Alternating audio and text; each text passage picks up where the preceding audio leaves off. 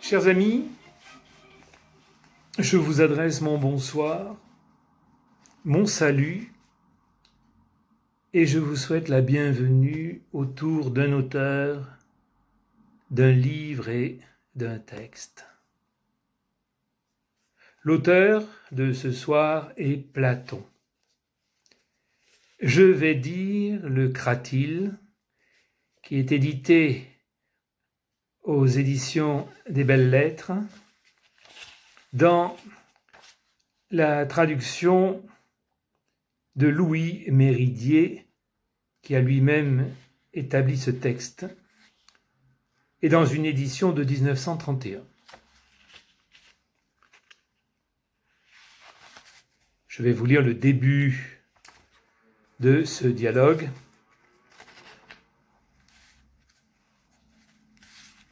Dont le titre est « Cratyle ou sur la justesse des noms ». Hermogène, Cratyle, Socrate.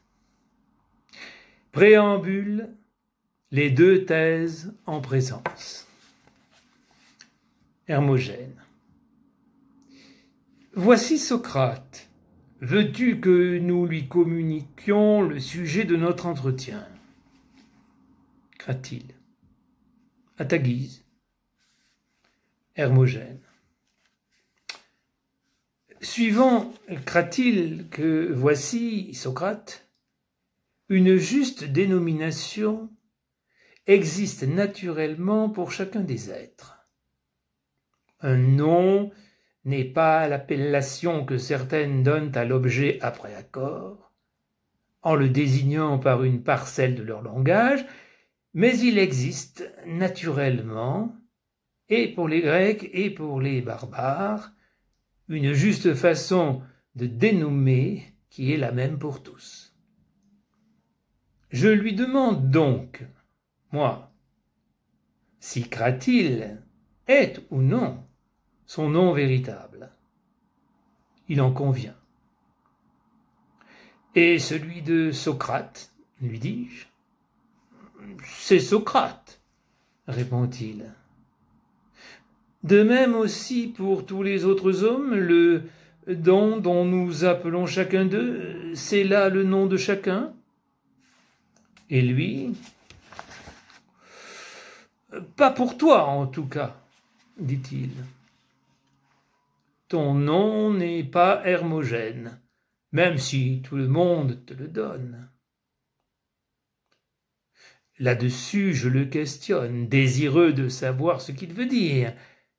Mais sans rien expliquer, il me traite avec ironie, affectant de nourrir quelque idée en son fort intérieur et d'avoir sur ce sujet une connaissance qui me déterminerait, s'il voulait la dire clairement, à lui donner mon approbation et à soutenir sa propre thèse.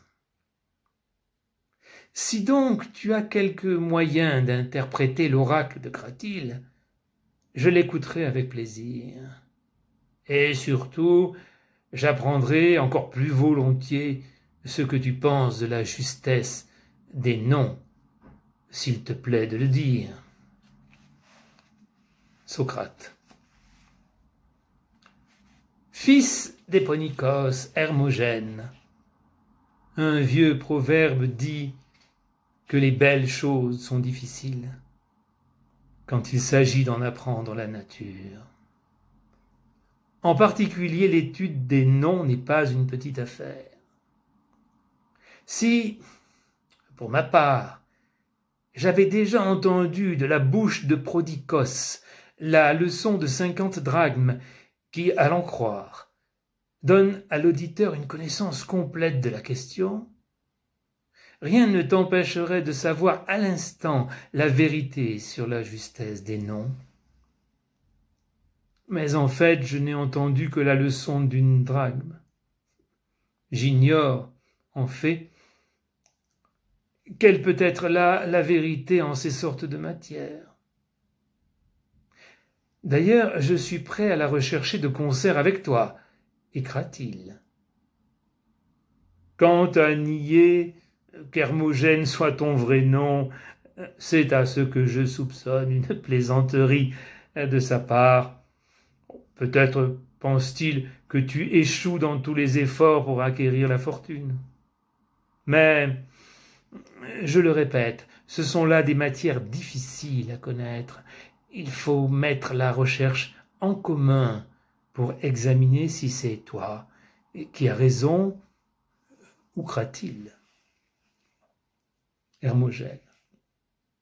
Ma foi, Socrate, je me suis souvent, pour ma part, entretenu avec lui et avec beaucoup d'autres, sans pouvoir me persuader que la justesse du nom soit autre chose qu'un accord et une convention.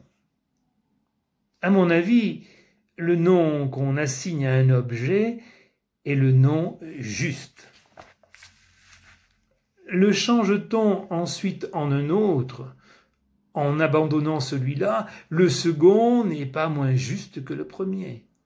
C'est ainsi que nous changeons le nom de nos serviteurs sans que le nom substitué soit moins exact que le précédent.